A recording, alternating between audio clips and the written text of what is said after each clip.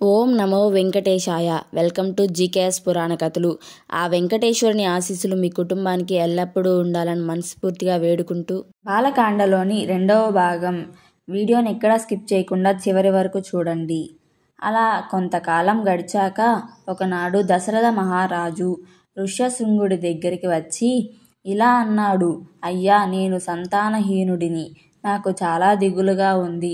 నాకు సంతానం కలగకుండా ఏ పాపము ప్రతిబంధకంగా నిలబడుతుందో ఆ పాపాన్ని పరిహరించుకోవడానికి వేదము చేత నిర్ణయింపబడిన అశ్వమేధ యాగాన్ని మీరు నాతో చేయించాలి అని కాళ్ళు పట్టి ప్రార్థించాడు.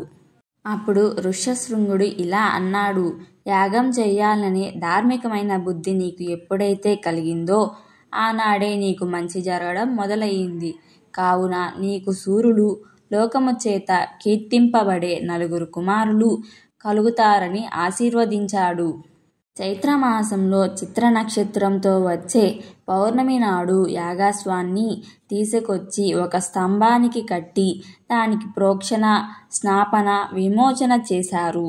ఇంకా కొన్ని ఇతరమైన కృతువులు చేశాక ఆ యాగాశ్వని విడిచిపెట్టారు. అది అలా ఒక 12 నెలలు తిరుగుతుంది. దాని వెనుకాల మహాశూరులైన వాళ్ళు వెళ్తారు. ఆ అశ్వం తిరిగొచ్చేలోపు అంటే పాల్గొన మాసంలో వచ్చే అమావాస్యకి రాజు యాగశాల ప్రవేశం చెయ్యాలి. కాబట్టి దశరథ మహారాజు ఋష్యశృంగుడిని, వశిష్ఠుడిని పిలిచి యాగం ప్రారంభించాల్సిందిగా కోరాడు. ఆ యాగానికి ఇతర దేశాల నుండి రాజులను, ప్రజలను, జానపదులను, వేద బ్రాహ్మణులను, విద్వాంసులను ఆహ్వానించాడు. వచ్చిన వాళ్ళందరికీ భోజనాలు పెట్టారు. పల్లెటూర్ల నుంచి వచ్చిన వాళ్ళని అశ్రద్ధగా చూడకండి. భోజనం పెట్టేటప్పుడు అందరికీ శ్రద్ధగా వడ్డించండి అని వశిష్ఠుడు చెప్పాడు. సర్వే వర్ణ యథా పూజం ప్రాపన్నవంతి సుసత్కాతః నాచ అవజ్ఞ ప్రయోక్తవ్య కామ క్రోధ వశాద్ ఆపి.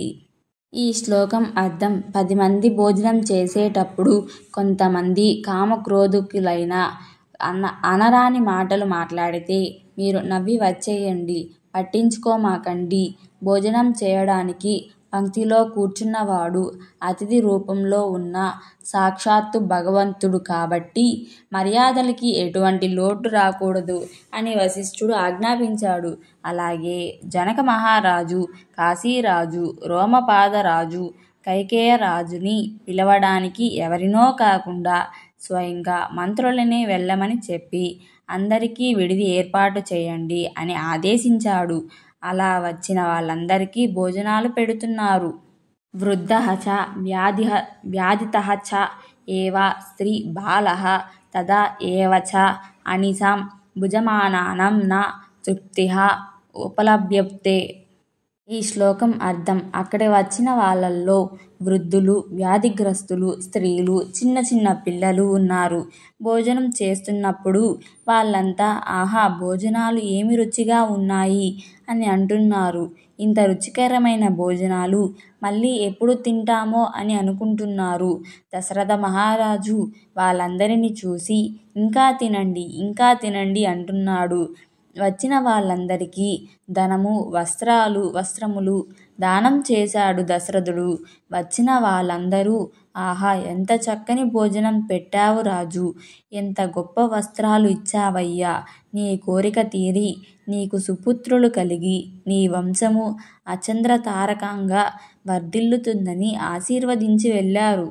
ఆ యాగశాలని చాలా అద్భుతంగా నిర్మించారు. ఆ యాగశాలలో 21 యూప స్తంభాలని పాతారు. మారేడు కర్రలతో చేసినవి 6, ముదుగు కర్రలతో చేసినవి 6, చంద్రకర్రలతో చేసినవి 6, దేవదాయ కర్రలతో చేసినవి 2 మరియు శ్లేషాత్మకత కర్రతో చేసినది 1 ఉంటుంది. దశరథుడు శుక్ల యజుర్వేదానికి చెందినవాడు కనుక దానికి అనుగుణంగా ఆ యాగశాలని నిర్మించారు. ఎంతో శాస్త్రయుక్తంగా ఆ యాగం జరుగుతుంది. చివర్లో ఆ యాగాశ్విని తీసుకొచ్చి ఆ యూప స్తంభానికి కట్టారు. పట్టమహిషి అయిన కౌసల్య 3 కత్తులతో ఆ యాగాశ్విని వధించింది. ఆ రోజు రాత్రి ఓ శాలలో కౌసల్య ఆ గుర్రం పక్కన పడుకొని ఉండాలి. మరుసటి రోజు ఈ యాగం చేయించిన ఋత్విక్కులకి రాజు 4 భార్యలను దానం చెయ్యాల్సి ఉంటుంది. మొదటి పట్టమహిషిని, ఉపేక్షిత భార్యని, ఉంపుడుగత్తెని, చివరగా ఫలాకాలిని దానం చేస్తాడు. ఆ ఋత్వికులు ఆ 4 భార్యలని తిరిగి రాజుకి ఇచ్చేస్తారు. అప్పుడు ఆ రాజు తన భార్యలను తీసుకుని ఆ ఋత్వికులకి ద్రవ్యాన్ని దానం చేస్తాడు. ఇప్పుడు ఆ గుర్రం శరీరంలో నుంచి వప అంటే జంతువుల కడుపులో బొడ్డు కింద ఉండే ఉల్లి పొర్ర వంటి కొవ్వుని తీసి ఆ అగ్నిలో వేశారు. ఆ వప అగ్నిలో కాలుతున్నప్పుడు వచ్చే ధూమాన్ని రాజు పీల్చాలి. దీనినే అశ్వమేధ యాగం అంటారు. అలా పీలిస్తే తనకి సంతానం కలగకుండా ఏ పాపం అడ్డుపడుతుందో ఆ పాపం పోతుంది. చివరగా ఆ గుర్రం శరీరంలోని మిగతా భాగాలని ఆ హోమంలో హవిస్సుగా సమర్పిస్తారు. దశరథ మహారాజు తన రాజ్యాన్ని అశ్వమేధ యాగం చేయించిన ఋత్వికులకి దానం చేశాడు. అప్పుడు వాళ్ళు, మేము ఈ భూభారాన్ని వహించలేము, నువ్వు రాజువి, నువ్వే పరిపాలించాలి అని ఆ రాజ్యాన్ని తిరిగి రాజుకే ఇస్తారు. దక్షిణ లేని యాగం జరగకూడదు కనుక దశరథ మహారాజు ఆ ఋత్వికులకి 10 లక్షల గోవుల్ని, 100 కోట్ల బంగారు నాణాలని, 100 కోట్ల వెండి నాణాలని దానం చేశాడు. అక్కడికి వచ్చిన మిగతా బ్రాహ్మణులందరికీ 1 కోటి బంగారు నాణాలని దానం చేశాడు. ఋష్యశృంగ మహర్షి లేచి, ఓ రాజా, నీకు సంతానం కలగడం కోసం నేను ఆథర్వ వేదంలో చెప్పబడిన ఒక బ్రహ్మాండమైన ఇష్టిని చేయిస్తాను. అదే పుత్రకామేష్టి యాగం అని చెప్పి ఆ ఇష్టిని చేయడం ప్రారంభించారు. శ్లోకం తతో దేవః స గంధర్వః సిద్ధః చ పరమ ఋష్యః భాగా ప్రతిగ్రహార్థం వై సమవేత యథావిధి. ఆ ఇష్టిని చేరుతున్నప్పుడు అందులో తమ తమ భాగాలని పుచ్చుకోడానికి దేవతలు, ఇక్షులు, యక్షులు, గంధర్వులు, కింపురుషులు మొదలైన వారు అందరూ వచ్చి నిలబడ్డారు. అప్పుడు బ్రహ్మగారు కూడా అక్కడికి వచ్చారు. అందరూ ఆయన దగ్గరకు వెళ్ళి, పితామహ, మీరు ఈ రావణుడి తపస్సుకు మెచ్చి ఆయనకు అనేక వరములు ఇచ్చారు. మీరు ఇచ్చిన వరముల వలన గర్వం పొంది వాడు ఈనాడు నైనం సూర్యః ప్రతపాతి పరమేశ్వవాతి న మారుతః చలరోమాలి తం దృశ్య సముద్రోపి న కంపతే. రావణుడికి భయపడి సూర్యుడు బాగా ప్రకాశించడం లేదు. సముద్రం తరంగాలు లేకుండా నిశ్చలంగా ఉంటుంది. వాయువు రావణుడి దగ్గర అవసరం లేకపోయినా మెల్లగా వీస్తుంది. ఈ రకంగా వాడు దిక్పాలకుని బాధపెడుతున్నాడు. ఎక్కడ యజ్ఞములు జరగనివ్వడం లేదు. ఋష్యులని హింసిస్తున్నాడు. పరభార్యలని తన వారిగా అనుభవిస్తున్నాడు. ఇన్ని బాధలు పడుతున్న మాకు వాడిని సంహరించే మార్గం చెప్పవలసింది అని ఆ దేవతలు బ్రహ్మదేవుడిని కోరారు. అప్పుడు బ్రహ్మగారు, నేను వాడి ఆకృత్యాలు వింటున్నాను. వాడు తపస్సుతో నన్ను మెప్పించి రాక్షసుల చేత, దేవతల చేత, యక్షుల చేత, గంధర్వ కిన్నర కింపురుషుల చేత మరణం లేకుండా వరం కోరుకున్నాడు. కానీ వాడికి మనుషుల మీద ఉన్న చులకన భావం చేత మనుష్య వనరాలని అడగలేదు అని అన్నారు. అక్కడున్న అందరూ ఆ మార్గం తెలిసిందని సంతోషపడ్డారు. ఒకరు పిలిచారా లేదా అని చూడకుండా అంతా నిండిపోయిన పరమాత్మ, ఎంతో దయామూర్తి అయిన శ్రీ మహావిష్ణువు ఆ సభ మధ్యలో తన అంతట తానుగా వచ్చారు. శ్లోకం యతస్మిన్ అనంతరే విష్ణుః ఉపయతో మహాద్యుత్యః శగ్న చక్రగద పాణిః పిత వాస జగత్పతిః. ఒకసారి నల్లని మేఘం వస్తే ఎలా ఉంటుందో, అందమైన రూపంతో మెడలో వైజయంతి మాలతో శంఖచక్ర గద పద్మాలని పట్టుకొని శ్రీ మహావిష్ణువు ఒక ప్రతిజ్ఞ చేశారు. హాత్వా క్రూరం దూరదర్శం దేవా ఋషీణాం భయవహం దశవర్ష సహస్రాణి దశవర్ష శతాని చ వత్స్యామి మనుషే లోకే పాలయన్ పృథ్వీం ఇమం ఏవం దాత్వి వరం దేవో దేవానం విష్ణుః ఆత్మవాన్. మీరెవరు కంగారు పడొద్దు. రావణుడు చేసే ఆకృత్యాలని నాకు తెలుసు. వాడిని సంహరించడానికి నేనే మనుషుడిగా జన్మించాలని నిర్ణయం తీసుకున్నాను. నన్ను నమ్ముకున్న దేవతలని ఋషులని క్రూరంగా బాధ పెడుతున్నాడు.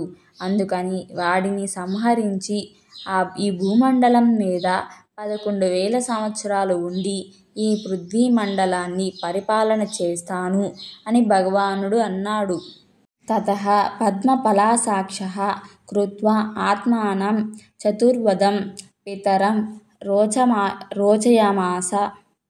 రోచయామాస తదా దశరథం రూపం.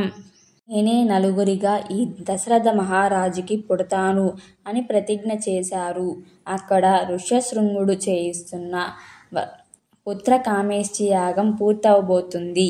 ఇంతలో ఆ యాగాగ్నిలో నుంచి ఒక దివ్య పురుషుడు నల్లని ఎర్రని వస్త్రములు ధరించి చేతిలో వెండి మూత కలిగిన ఒక బంగారు పాయస పాత్ర పట్టుకొని సింహంలా నడుస్తూ బయటకు వచ్చి దశరథ మహారాజుని పిలిచాడు. దశరథుడు ఆయనకి నమస్కరించి నేను మీకు ఏ విధంగా ఏమి చేయగలను అని అన్నాడు. అప్పుడు ఆ పురుషుడు ఇలా అన్నాడు. నాయన దశరథ, నన్ను ప్రజాప్తర్వ పురుషుడు అంటారు. నన్ను ప్రజాపతి పంపించారు. ఈ పాత్రలోని పాయసాన్ని దేవతలు నిర్మించారు.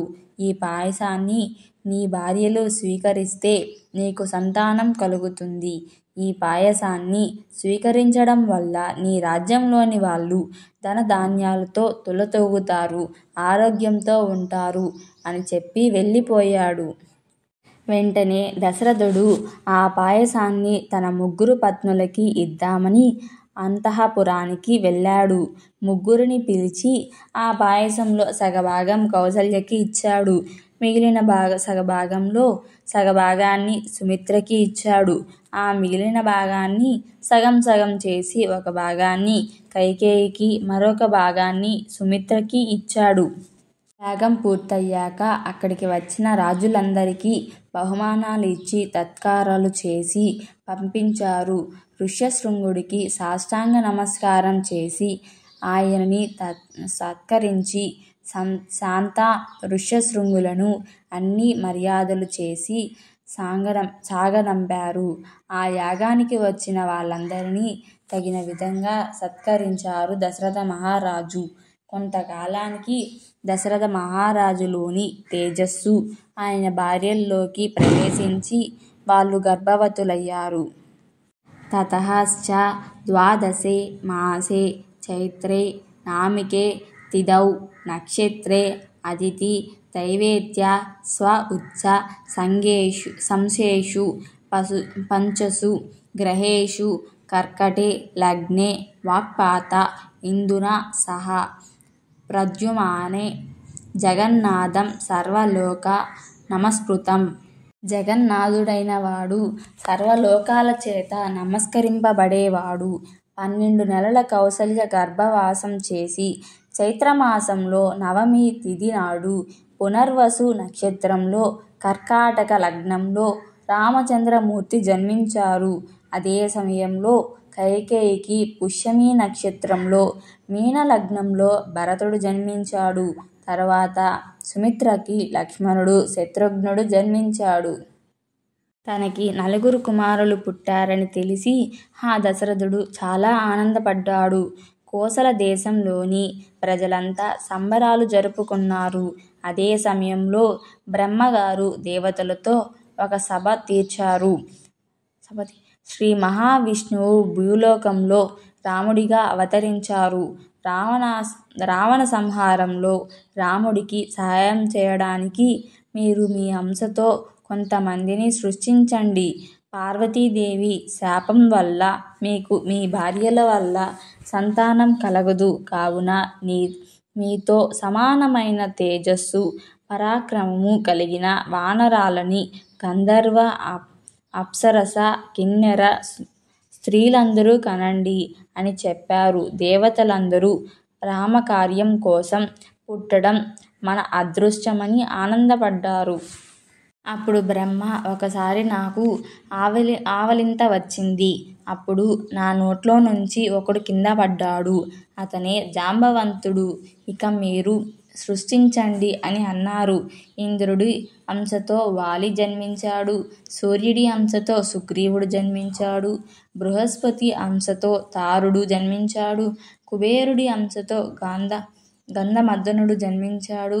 అశ్విని దేవతల అంశతో మైందుడు, ద్వితీయుడు జన్మించారు. అగ్ని అంశతో నీలుడు జన్మించాడు.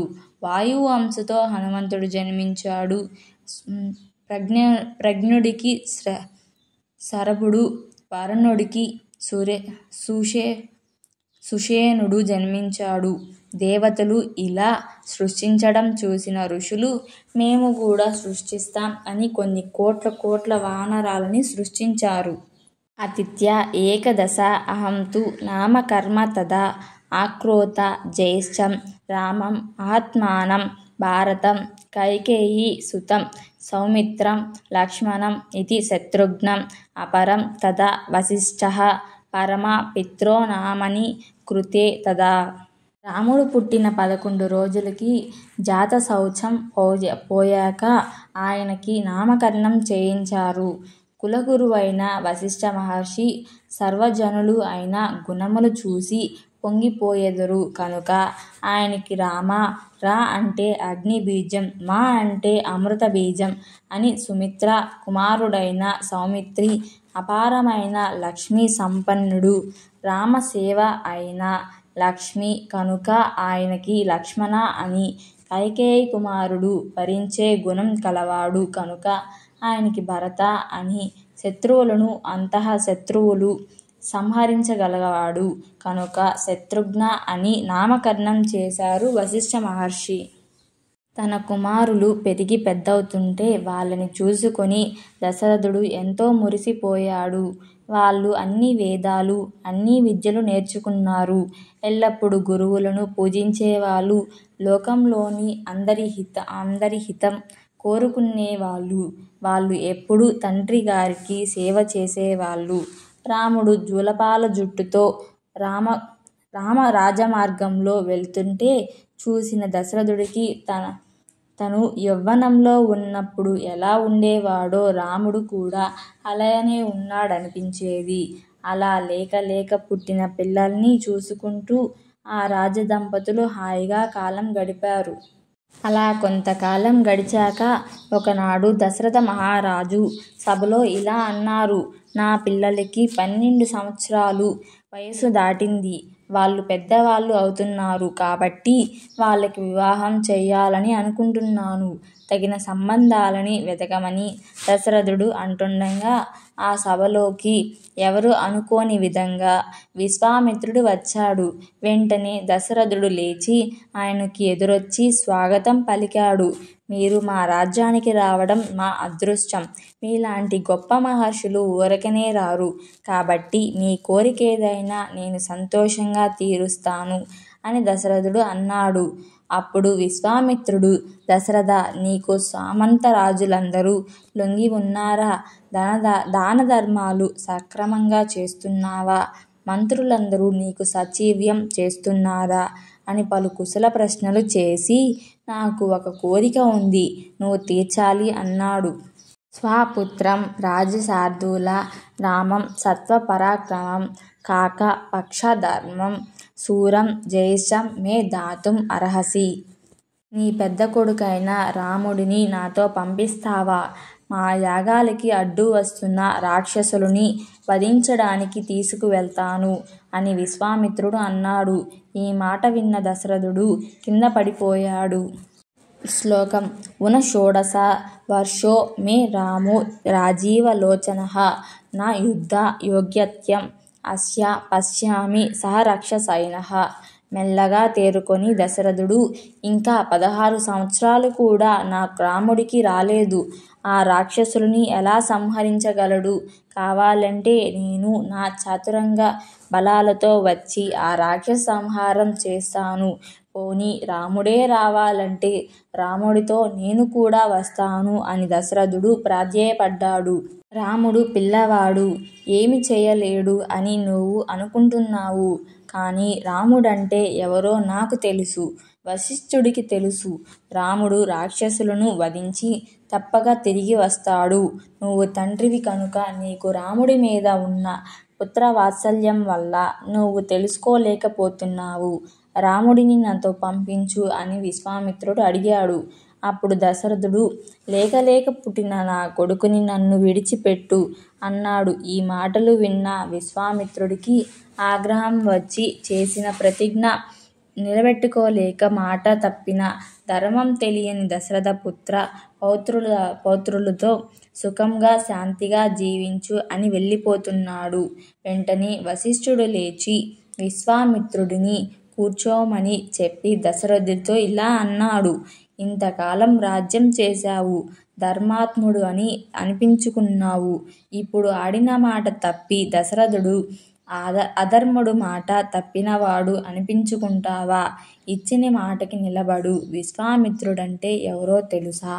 ఏష విగ్రహవాన్ ధర్మ ఏష వీర్వాతం వారః ఏష విద్య అధికో లోకే తపస్సః చ పారాయణం.